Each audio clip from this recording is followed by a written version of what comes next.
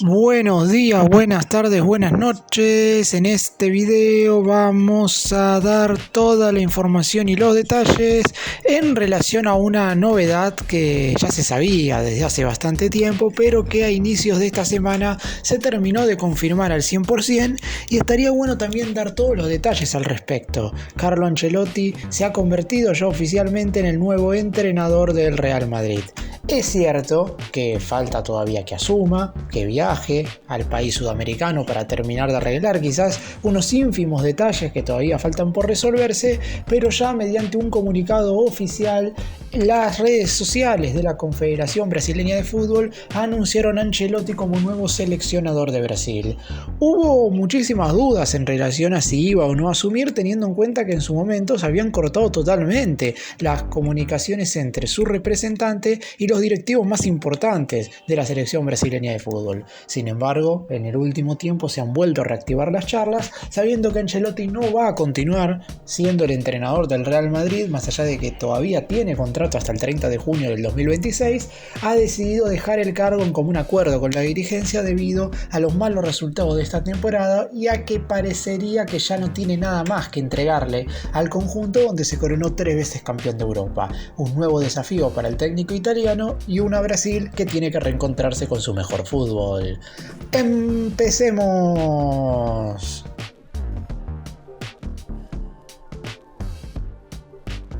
Si bien es verdad que a cualquier director técnico lo motivaría a dirigir a la selección brasileña, los directivos del país sudamericano, que no se encuentra en su mejor momento futbolísticamente hablando, sabían que tenían que convencer a Ancelotti también desde el punto de vista económico, más allá del desafío de dirigir a, para muchos, la mejor selección de la historia del fútbol, y también sabiendo que va a estar al frente en el Mundial del 2026, la idea de darle a Ancelotti todos los gustos era algo verdaderamente lógico y necesario como para finalizar su llegada. La negociación fue liderada de hecho por el empresario del mercado financiero Diego Fernández, quien actuó en nombre de la entidad brasileña. El acuerdo contempla un salario millonario mensual de 4 millones de reales, además de un bono de 5 millones de euros si logra consagrarse campeón del mundo a mediados del año que viene en el mundial que se disputará en Canadá, Estados Unidos de México. Es decir, embolsará 9,8 millones de dólares por 14 meses. El contrato también incluye algunos beneficios extras, como lo son que la Confederación Brasileña de Fútbol se hará al 100% cargo del alquiler de un departamento de primer nivel en Río de Janeiro y del flete de un avión privado para trasladar al técnico a Europa en determinadas ocasiones. Ancelotti, por lo pronto, hasta este momento solo está confirmado que dirigirá a la selección brasileña por 14 meses. Sin embargo, podría extenderse todo esto más en el tiempo siempre y cuando los resultados sean positivos. La realidad es que Brasil necesitaba un cambio rotundo a la hora de escoger a los entrenadores. Luego de lo que fue la salida de Tite, luego de la Copa del Mundo de Qatar en 2022, los siguientes 2 entrenadores oficiales terminaron siendo Fernando Diniz y Dorival Jr., reconocidos por su buen trabajo en equipos brasileños, pero a la hora de ser quizás reconocidos por la gente amante del fútbol a nivel mundial, no eran esos entrenadores de primer nivel que quizás necesitaba Brasil. Por eso mismo, la otra alternativa a Ancelotti era la de Jorge Jesús, el entrenador portugués que tuvo un exitosísimo paso por el Al Hilal de Arabia Saudita, pero que últimamente ha dejado el cargo del conjunto saudí. Por lo pronto, el lunes pasado fue anunciado ya oficialmente Ancelotti. El presidente de la Confederación Brasileña de Fútbol, Hernando Rodríguez, lo confirmó como nuevo entrenador. La idea es que se sume el próximo 26 de mayo, una vez finalice ya al 100% la temporada con el Real Madrid, porque más allá de que no seguirá dirigiendo al equipo español, tiene todavía 2 compromisos más por las jornadas 37-38 de la Liga Española y obviamente respetará al conjunto de la capitanía española. Luego de eso, asumirá como DT ya de manera oficial, seguramente hará una conferencia de prensa presentándose y no tiene tiempo que perder, porque a finales de este mes de mayo deberá dar la lista de convocados para los próximos 2 cotejos de eliminatorias, que serán el 5 de junio frente a Ecuador en condición de visitante y el 10 de junio frente a Paraguay en condición de local. Es verdad que Brasil todavía matemáticamente no está clasificada al próximo mundial, pero es algo que sucederá en el corto plazo. Es muy complicado, más allá de que el trayecto de Brasil en las clasificatorias sudamericanas ya ha sido muy pero muy flojo, que se quede afuera. Debería ser un fracaso rotundo y en ese caso Ancelotti dejaría ser el técnico prácticamente luego de 3 o 4 partidos. Pero por lo pronto hoy el objetivo principal, más allá de que matemáticamente se tiene que conseguir la clasificación al Mundial, es que Brasil vuelva a ser esa selección temida absolutamente por todos.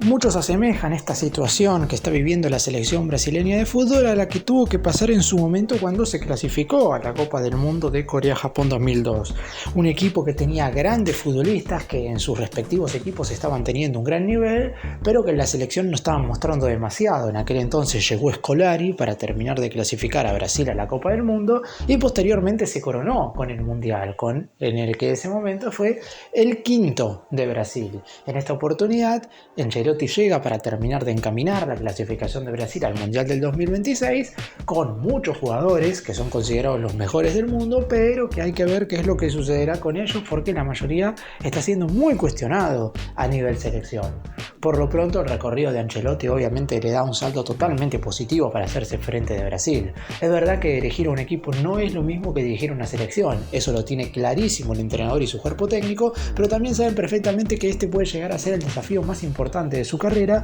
si es que logran efectuarlo de la mejor forma posible. ¿Será fácil? Claramente no, pero Ancelotti sabe perfectamente que está totalmente capacitado para esto y que puntualmente los directivos de la selección brasileña esperaron por él, porque es verdad que, como dije antes, querían a un DT reconocido mundialmente y quizás no hay tantos en carpeta, sin equipo o con facilidad para traerlos en términos de negociaciones, porque después hay otros directores técnicos que podían llegar a ser también bastante factibles para Brasil, pero la realidad es que había que negociar la salida con sus respectivos clubes. En este caso, como ya se sabía que Ancelotti no iba a seguir en el Real Madrid, de hecho el conjunto español ya tiene apalabrado a Xabi Alonso, quien arrancará su proceso como DT del conjunto blanco en el Mundial de Clubes, solo faltaba llegar a un acuerdo desde el punto de vista económico y darle las condiciones adecuadas al entrenador para que pudiera trabajar. Y eso sucederá con Ancelotti durante el transcurso de las próximas semanas.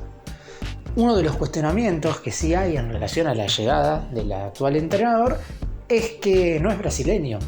Y si bien hubo a lo largo de la historia algunos casos de DTs que estuvieron al frente de la Canariña sin ser nacidos en Brasil, no ha sido lo más común últimamente. En general, las selecciones más importantes de todo el planeta tienen entrenadores nacidos en su país de origen porque tienen una gran camada de DTs como para poder estar al frente de cada una de las plantillas de los combinados nacionales. Esa es una realidad que no se puede dejar de lado teniendo en cuenta que no es común ver a un director técnico italiano al frente de la selección brasileña. Pero por lo pronto los máximos candidatos, como mencioné antes también a Jorge Jesús, ninguno era nacido en Brasil. No quería repetirse el mismo error que por lo menos desde la selección brasileña entienden que cometieron con Dorival Jr., quien nunca estuvo a la altura de las circunstancias y de hecho se tuvo que ir con una derrota bastante dura, de las más dolorosas de la historia de Brasil, cayendo 4-1 contra Argentina en el Estadio Monumental, siendo esa la primera vez que la selección brasileña recibía 4 goles en un partido correspondiente a las eliminatorias sudamericanas. Por lo pronto, Ancelotti sabe perfectamente que no va a agarrar a la mejor selección en términos de actualidad futbolística, pero que por los jugadores que tiene va a poder hacerla funcionar, por lo menos en el corto plazo. No quedan tantos partidos para la Copa del Mundo, 2 ahora en junio, 2 en septiembre, 2 en octubre y 2 en noviembre y 2 en marzo. Después de eso seguramente haya una previa antes del Mundial y a mediados de junio del 2026 arrancará la Copa del Mundo.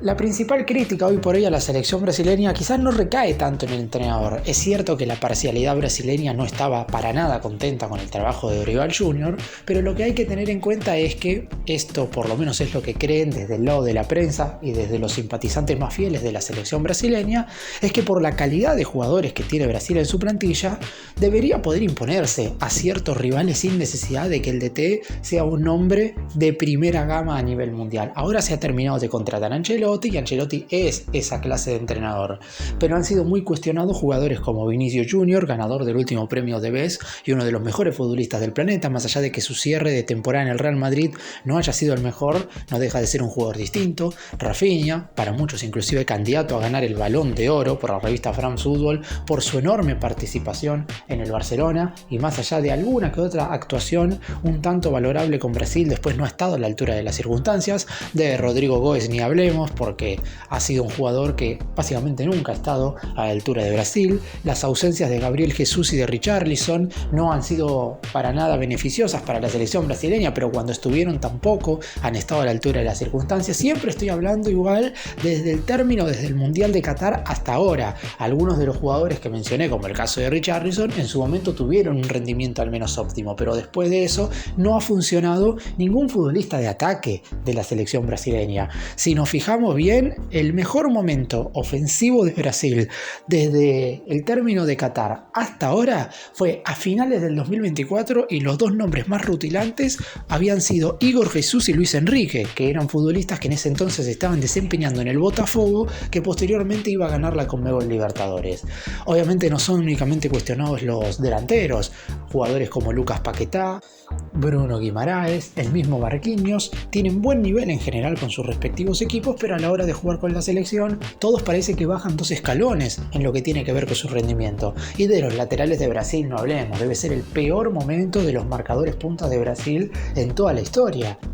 Desde finales del milenio pasado hasta comienzos de este siglo, cuando estaban Cafú y Roberto Carlos, hasta el paso por Dani Alves y Marcelo, que si bien no lograron salir campeones del mundo como los anteriores mencionados, la realidad es que eran futbolistas de total jerarquía y los mejores de cada uno en su puesto, hasta hoy, donde nos encontramos a un Danilo que es un capitán que es muy pero muy cuestionado y hasta rechazado por la parcialidad brasileña. En el lateral izquierdo en su momento estaba Alexandro, hoy totalmente relegado. Aparece Wanderson, jugador del Mónaco, como una alternativa, no sé si interesante, pero un jugador de poco recorrido a nivel internacional. En general los nombres en los laterales de Brasil han sido poco productivos en el último tiempo. Ancelotti no va a cambiar mucho en lo que respecta a los jugadores puntuales, no creo que cite a tantos futbolistas nuevos. Lo que tiene que hacer es reencontrar a muchos de estos jugadores con su mejor nivel, o por lo menos que sus rendimientos se asemejen algo a lo que hacen cuando se ponen la camiseta de sus equipos, donde no es que son muchos de ellos los mejores del mundo, pero por ejemplo en el caso de Rafinha y Vinicius sí,